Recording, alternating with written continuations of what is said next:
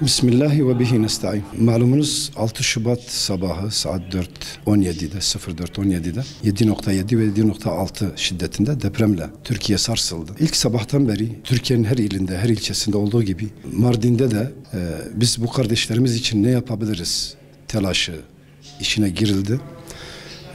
Ve ilk gün bizim STK platformu, Mardin STK platformunun sekreterliğini yapan arkadaş WhatsApp'ta bir grup oluşturdu. Bütün bileşenlerimizin, bütün STK yetkililerimizin içinde bulunduğu bir grup. Ve bu gruplar kendi aralarında dayanışarak, kendi aralarında istişare ederek, kendi aralarında paslaşarak deprem bölgesine, Maraş'a, Adıyaman'a, Malatya'ya, Hatay'a, Nurdağ'a, artık burada halktan, hayırsever halkımızdan toplanan yardımları iletmek üzere çalışmalar başlatıldı. Bu çalışmalar bir koordinasyon içerisinde, bir organizasyon içerisinde yapıldı.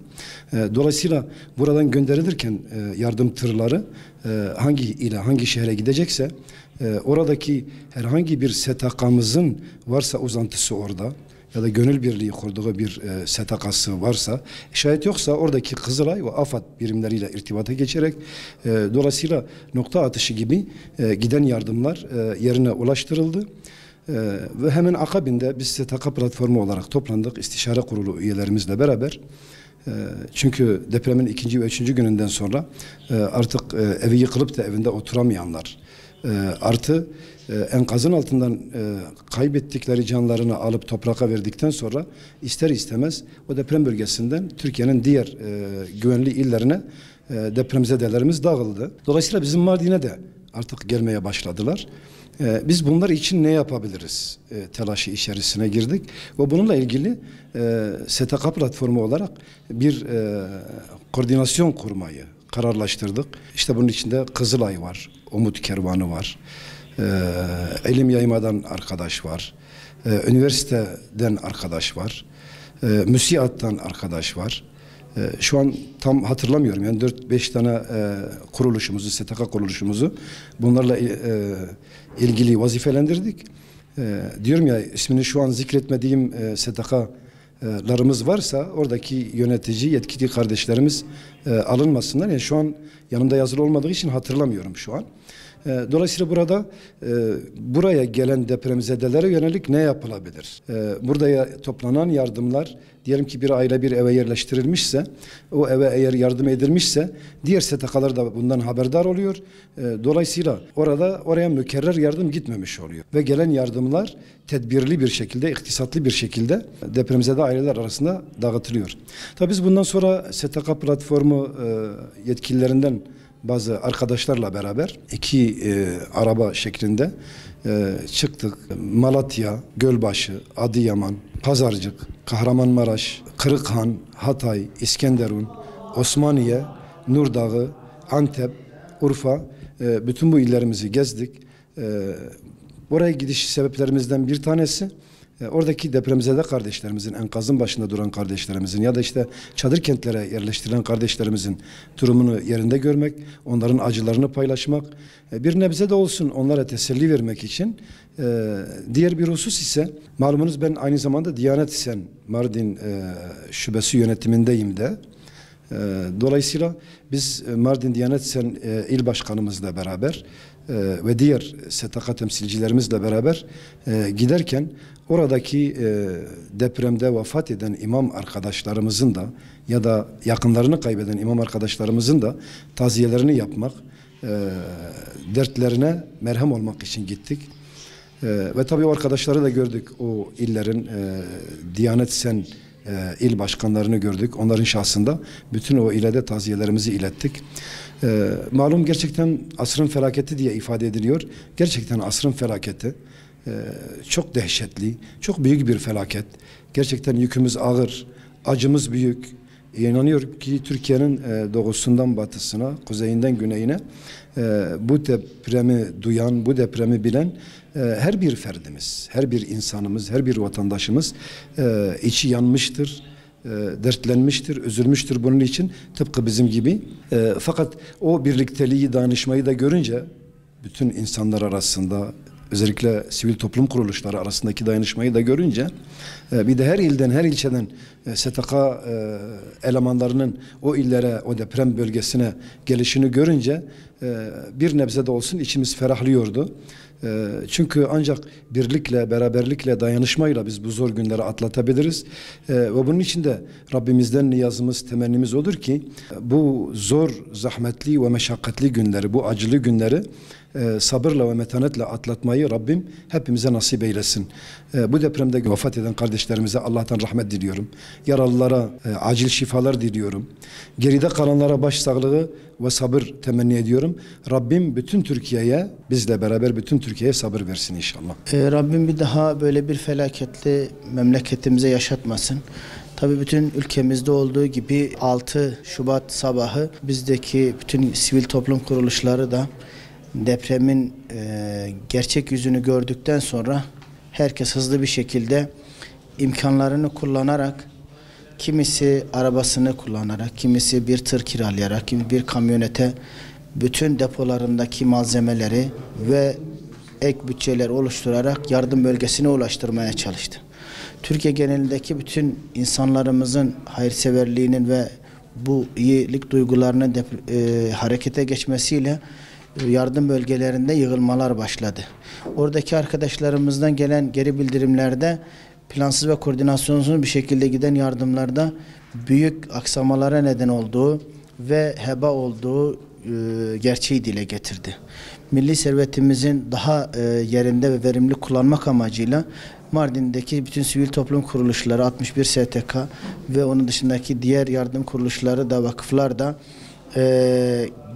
bir araya gelerek bu işin koordinasyonunu sağlamak adına ne yapabiliriz sorusuyla işe koyulduk ve bütün bir STK'daki arkadaşlarımız bu işin koordinasyonu sağlamak için depremzede vatandaşlarla yönelik bir koordinasyon, STK'lar arasında bir koordinasyon biriminin oluşturulmasına karar verildi ve aynı ertesi gün hemen bu koordinasyonun çalışmasını hızlı yapabilmesi için 2 telefon hattı ve bu hatlar üzerinden iletişimimize başladık.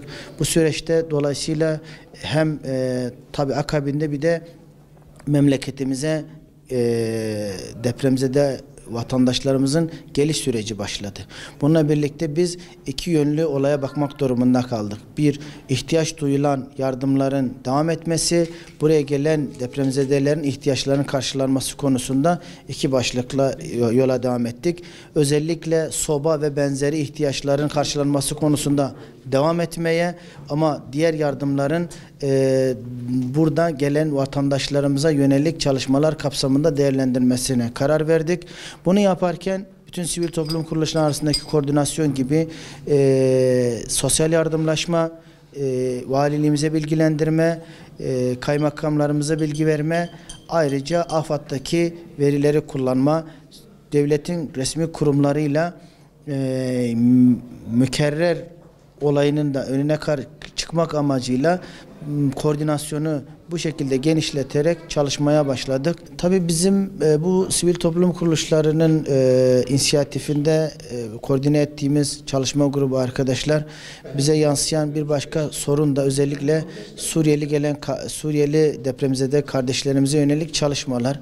Bunlara yönelik de çalışmalarımızı profesyonel şekilde yapmak için bir Suriye masası gibi bir alt birim oluşturduk. Orada da özellikle bu çalışmalarını bu yönde yapmak isteyen sivil toplum kuruluşlarımızı koordine ederek yaklaşık 400-500 aile var şu anda Mardin genelinde. Bu da 2000-2500 kişiye tekabül ediyor.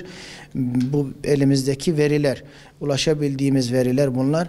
Bunlara yönelik de ihtiyaçlarının yerinde karşılanması konusunda çaba içindeyiz. Bu sivil toplum kuruluşlarının öncülüğünde onların ihtiyaçlarını hızlı bir şekilde giderme konusunda ayrıca bir çaba gösteriyoruz. Şimdi bugün itibariyle yaklaşık 30.000 civarında depremzede vatandaşımız yurtlarda, evlerde ve farklı misafirhanelerde ikamet ediyor. İlçelerimizde de farklı rakamda yansımış durumda.